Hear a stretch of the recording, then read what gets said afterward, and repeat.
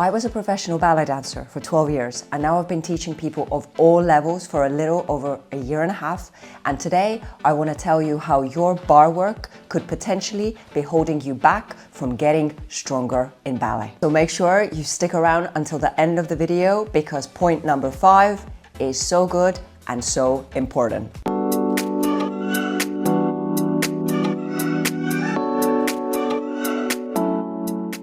Now, be honest, how many times have you rushed through bar just to get it done because it's not the most exciting part of class? But I'm here to tell you that there are so many dancers out there that build bad habits during that part of class that is actually meant to set them up for success. So we're gonna cover 5 common mistakes that dancers make at the bar and, obviously, how to fix them. Mistake number 1.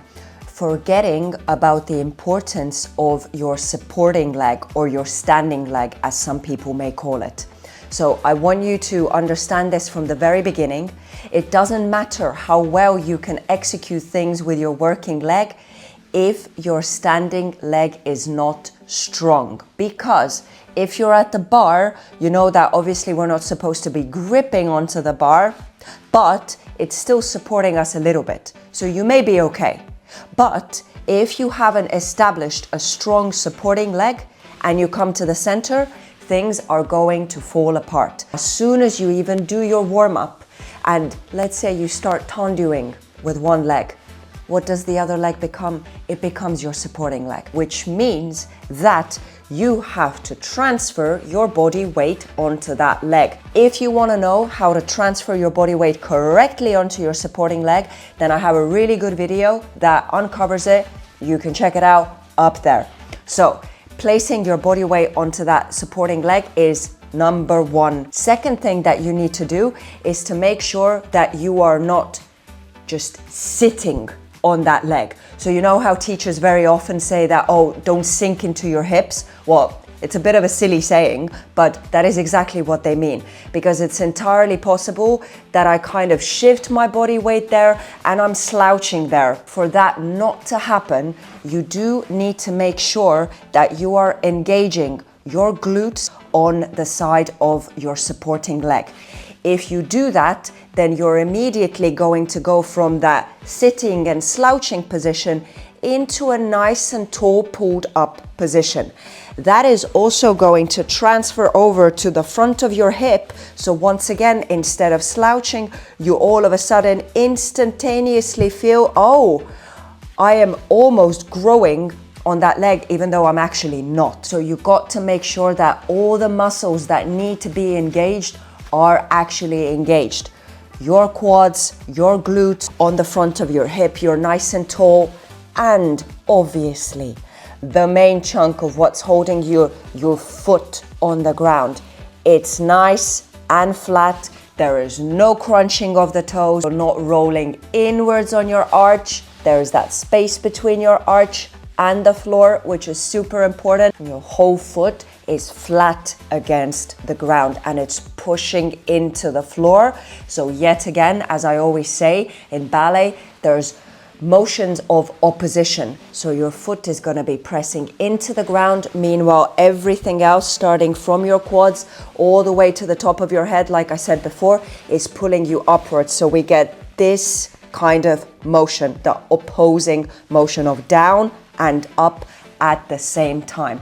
That is what makes you really strong on your supporting leg. And you're really gonna feel the difference, because only if you're strong on that supporting leg will you have the freedom to move the working leg nicely, to move the working leg as the class goes on quicker, and for you to ensure that there's complete freedom there. Yeah, if you're not well on your supporting leg, your working leg is going to start feeling heavy. If it's in the air, it's gonna wanna start dropping to the floor, and you just feel like you can't execute quick movements. It's a little bit stuck, and that is all due to the supporting leg. So don't ever underestimate the importance of a solid supporting leg for you to be able to execute everything that you need to execute with the working leg nicely. Mistake number 2, doing combinations on autopilot.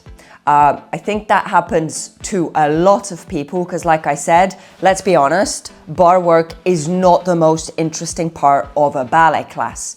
But yet again, if you're doing combinations on autopilot, especially let's say if you're in a class that repeats the same combination for the entire week, you're already kind of familiar with the combination. You don't need to think so much about the combination. So you're kind of just going through the motions. But like I said in the beginning, bar work is exactly the moment where you have the perfect opportunity to focus on all the nitty-gritty details. If you want to get better at ballet, then for the whole duration of the class, you do need to be super focused. Yeah, as we know, there's a lot of stuff happening at the same time, but bar usually starts nice and slow. It's not crazy, so don't go on autopilot mode at the bar, because then you haven't placed yourself correctly during the easy part of the class, and you will not do your center work as well as you could. So make sure to also keep your focus nice and sharp when you do your work at the bar. Mistake number 3, letting your arms drift a little too far back, because the bar is kind of there to save you and you won't notice how it's actually making your technique worse. So as you know, in ballet, if we're talking about your second position and your fifth position, the arms are always slightly more towards the front. They're not even directly to the side. My second position is not on the same line as my shoulder. It is slightly more towards the front. And why is that? It's because as soon as you put your arms directly to the side, or worse, you let them go even further back, what is going to happen immediately is that you're going to slowly start arching. And the arching, as you know, is not something that we want, because then your core won't be engaged since your ribs are flared, and your pelvis is also going to slowly start tilting towards the back, which means that you are not engaging your glutes as well as you should be, because those things are connected to one another. So I can even show you now. If my arm is slightly in front of me in second position, I can maintain a nice and neutral spine. If I now move my arm more to the side, so it's more like in line with my shoulder, you see how I automatically go into a little bit of an arch. So the bar work is the perfect time yet again to make sure that your arms are placed correctly. And we tend to forget about it at the bar because, like I said in the beginning, it is kind of there to save you. But once you come to the center, the main tone of this video, you won't be able to execute the combinations as well as you should, because you have lost the proper posture and you have lost the proper alignment. So next time you do your bar work, make sure to double check that your arm positions, especially that second position and the fifth position, is always, if anything, slightly more towards the front, and they don't start drifting towards the back. Mistake number 4, ignoring the upper body. And I think this happens at the bar because we don't really see the bar as the dancey part of a ballet class. So we kind of just end up thinking about the legs. But once again, guys, that is going to immediately transfer over into the work that you do in the center. And if you don't build those good habits at the bar, then it's very unlikely that they're all of a sudden magically going to appear out of nowhere when you get to the center. So even from the beginning of your bar work, again, your pliés, there's always some kind of port-de-bras happening. There's always head usage happening.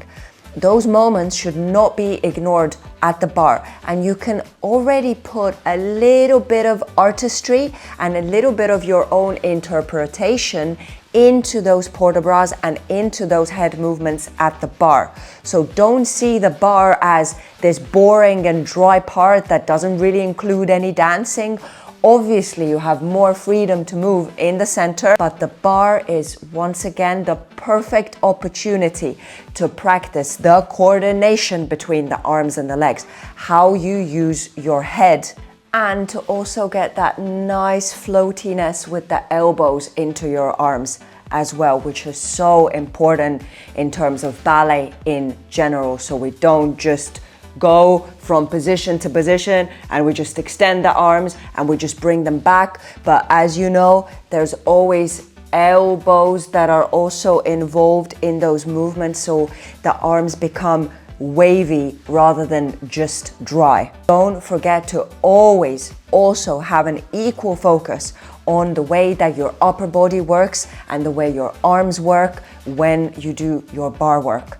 And I always talk about this whenever I have my group Zoom classes, because I see that people want to get into the habit of, oh, let me just think about the combination and I don't know what's coming next, and let me just think about the legs. So I try to keep my combination simple in my Saturday Zoom classes, so my dancers can actually have that extra focus on the upper body as well, because it's so important and it should not be underestimated. And mistake number 5, treating bar as just a warm-up. I think that may be the biggest one, because it's very easy to think that, oh, I'm just gonna, get through this, like I said before, and I can't wait to get to the center where the real dancing can actually start. But that mindset is exactly the thing that stops so many dancers from truly improving. I literally want you to think about bar as your laboratory. So it's the place to experiment, it's the place to fine-tune and strengthen all those nitty-gritty details that we discussed before. So instead of zoning out, I would really advise you to approach bar work as if you were already kind of performing. So with focus, with intention, and with a little bit of artistry. Because trust me, the dancers that treat their bar work as their foundation are always the ones that dance and perform more effortlessly when it comes to center practice. If any of this sounds familiar to you, then don't worry. I think we've all been there. But once you start realizing these mistakes and once you start fixing them, then everything in your ballet class is going to become stronger and honestly also more enjoyable. If you want to be guided through your bar work step by step, with clear instructions and clear corrections and with a lot of encouragement, then you're welcome to join my Saturday Zoom group class. We meet every single Saturday, and everything that we've discussed today is exactly what we work on during that class. So I would absolutely love to see you there. If you want to sign up, then I'll leave the link in the description below. I really hope that you learned something new and interesting from this video. If you have any questions, then drop them in the comment section below. I will answer every single question. If you enjoyed the video, then don't forget to support the channel by giving this video a thumbs up, by subscribing to the channel as well, and turn on the notification bell so that you never miss a new video. Thank you so much for watching, and I'll see you again next week.